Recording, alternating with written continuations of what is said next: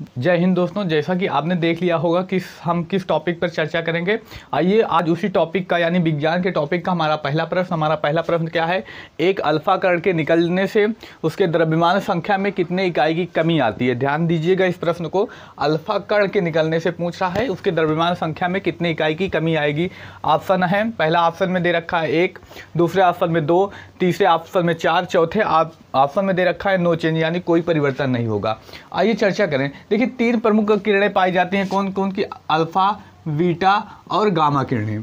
अब प्रश्न यहाँ से पूछ लिया जाए, बताइए किसकी वेधन क्षमता सर्वाधिक होती है। तो इस अल्फा कण की वेधन क्षमता सर्वाधिक होती है। किसकी? तो माफ कीजिए, गामा किरणों की वेधन क्षमता सर्वाधिक होती है। गामा किरणों की वेधन क्षमता क्या होती है? तो सर्वाधिक। आगे चर्चा करते हैं। देखिए इस अल्फा किरण के बारे में पूछ रखा, तो अल्फा किरण यानी 2 हीलियम 4 यानी क्या होता है, यहाँ पर क्या लिखा जाता है, तो परमाणु क्रमांक ये होता है।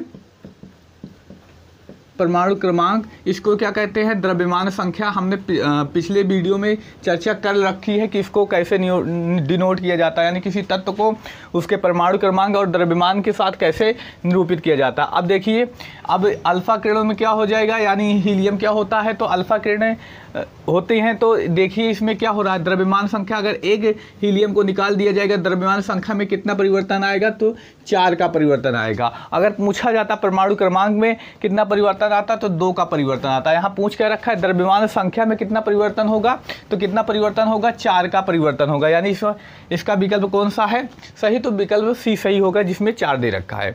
और वहीं पूछ लिया जाए अगला प्रश्न, इसमें पूछा जा सकता है, बताइए जब गामा किरणें निकलेंगी तो क्या परिवर्तन होगा। तो गामा किरणें जब निकलती हैं तो कोई परिवर्तन नहीं होता। नोट कर लीजिए इसको, गामा किरणों के निकलने से कोई परिवर्तन नहीं होता, कोई परिवर्तन नहीं होता है। क्या होता है? गामा किरणों के निकलने से कोई परिवर्तन नहीं होता है। अब अगले प्रश्न की चर्चा करें। हमारा अगला प्रश्न है, नील्स बोर के परमाणु मॉडल के अनुसार किसी कक्षा में अधिकतम इलेक्ट्रॉनों की संख्या कितनी हो सकती है। प्रश्न क्या है, विवाद पुनः देखिए, नील्स बोर के परमाणु मॉडल के अनुसार किसी कक्षा में अधिकतम इलेक्ट्रॉनों की संख्या कितनी हो सकती है।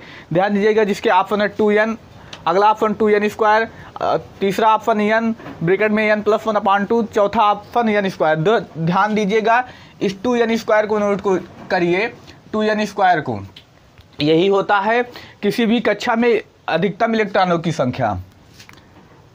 इसको यहाँ से नोट कर लें, किसी कक्षा में अधिकतम इलेक्ट्रॉनों की संख्या क्या होगी, तो 2n² होती है।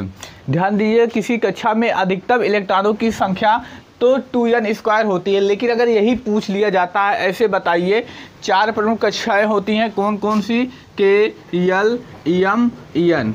एक क्या होती है, कक्षाओं के नाम होते हैं, जिसमें इसमें n का मान कितना होता है, 1, n का मान कितना, 2, n का मान इसमें कितना होता है, 3, n का मान कितना होता है, तो 4। पूछ लिया जाए यल कक्षा में इलेक्ट्रॉनों की संख्या बताइए, तो ध्यान दीजिएगा an क्या होता है, कक्षकों की संख्या। ध्यान दीजिएगा इसमें क्या हो जाएगा, यल में पूछ रखा है तो इस फार्मूले का यूज करेंगे, 2n² फार्मूला है। 2 n की वैल्यू कितना दे रखे हैं, तो 2 दे रखे हैं, 2 का स्क्वायर कितना हो जाएगा, 2 दूनी 4 दूनी 8 हो जाएगा। यानी यल कक्षा में इलेक्ट्रॉनों की संख्या कितनी होगी, 8 होगी। उसी प्रकार अगर इसमें पूछ लिया जाए यम में, तो यम में कितना होगी, 2 n का वैल्यू दे रखे हैं 3, कितना हो जाएगा, 3 का स्क्वायर 9 इंटू 2, 9 दूनी 18, यानी कितना हो जाएंगे 18। और शेष 2 बचते हैं K और N। इन दोनों के इलेक्ट्रॉनों की संख्या आप कमेंट सेक्शन में बताइए क्या होगी। अब अगले प्रश्न की चर्चा करते हैं। हमारा अगला प्रश्न ए रहा, अम्लराज, जिसको इंग्लिश भाषा में एक्वारेजिया कहते हैं। अम्लराज एक्वारेजिया में हाइड्रोक्लोरिक अम्ल और सांद्र नाइट्रिक अम्ल किस अनुपात में पाए जाते हैं। देखिए एक्वारेजिया जिसे क्या कहा जाता है, अम्लराज कहा जाता है।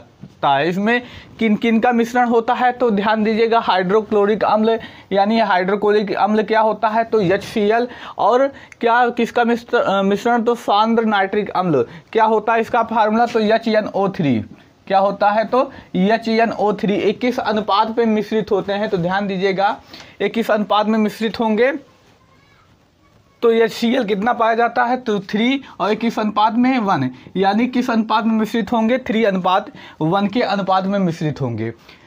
ये थे हमारे 3 महत्वपूर्ण प्रश्न। ऐसे और भी प्रश्न अगले वीडियो में आपको मिलेंगे, क्योंकि बड़ा वीडियो में थोड़ा सा प्रॉब्लम हो रही है, जिस कारण लंबे वीडियो बनाना थोड़ा कठिन हो रहा है। अगर आप लोगों को यह मेरा वीडियो पसंद आता है तो मेरे चैनल को सब्सक्राइब करिए और अपने मित्र भाई बहन में इस वीडियो को शेयर कीजिए। मिलते हैं अगले वीडियो में कुछ ऐसे और महत्वपूर्ण प्रश्नों